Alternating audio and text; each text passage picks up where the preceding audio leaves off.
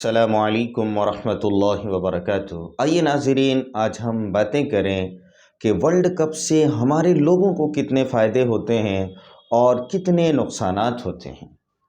محترم، میں آپ کو بتاتا چلوں کہ اللہ رب العزت ہمارے محسن ہیں۔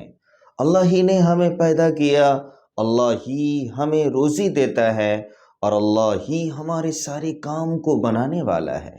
تو ہمیں اللہ سے سچے دل سے محبت کرنے چاہیے۔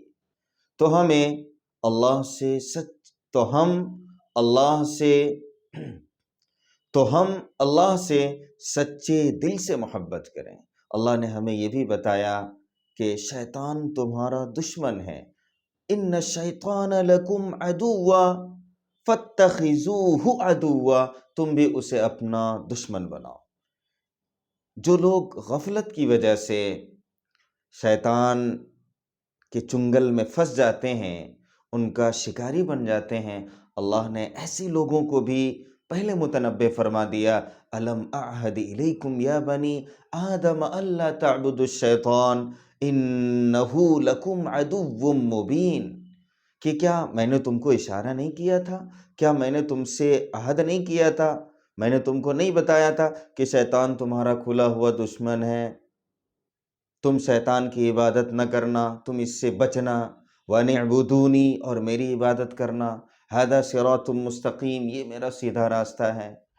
تو محترم، کہنے کا مطلب یہ ہے کہ ہمارا کھلا ہوا دشمن اور سب سے بڑا دشمن شیطان ہے، اور یہ شیطان ہمارے سامنے گناہوں کو اس طریقے سے مزین کر کے، اس کو ہماری نظروں میں اچھا بنا کے ہمارے سامنے پیش کرتا ہے کہ ہم ان گناہوں کو ہاتھوں ہاتھ لینے لگتے ہیں، اور اس گناہ پر نکیر کرنے والوں کو، جو اس گناہ کے بارے میں ہمیں آگاہ کرے، اس گناہ سے ہمیں روکے، اس روکنے والے بندے کو ہم معیوب نظر سے دیکھتے ہیں۔ مثال کے طور پر کرکٹ، یہ کیا چیز ہے؟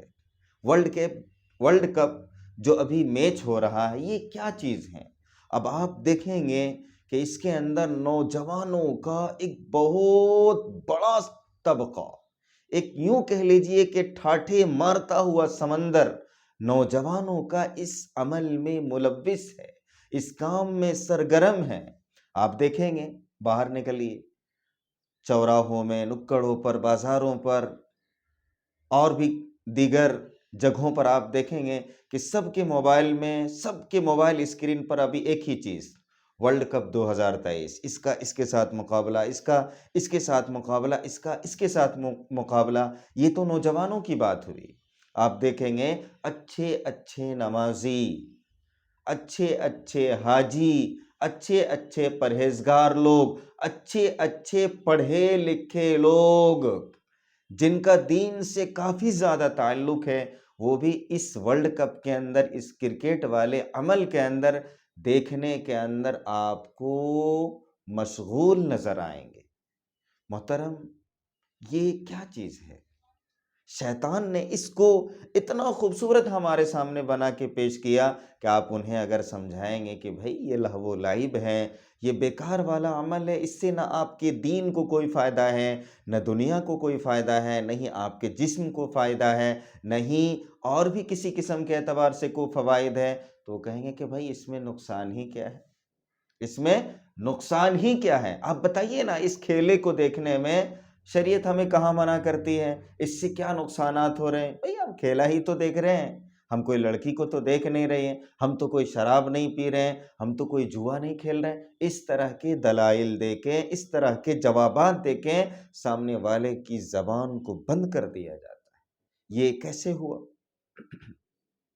آپ جانتے ہیں کہ شیطان نے اتنا حلوہ بنا دیا اس عمل کو، اور اتنا مزین بنا کے اس کو، اس عمل کے اچھے ہونے کو اس کے دل دماغ میں ثابت کر دیا کہ اب وہ بندہ جو ہے اس گناہ کے اندر مصر ہو گیا، وہ بندہ مصر ہو گیا اور اس عمل کو کرنے لگا، اور وہ اس کو جائز اور اچھا سمجھ کے کرنے لگتا ہے۔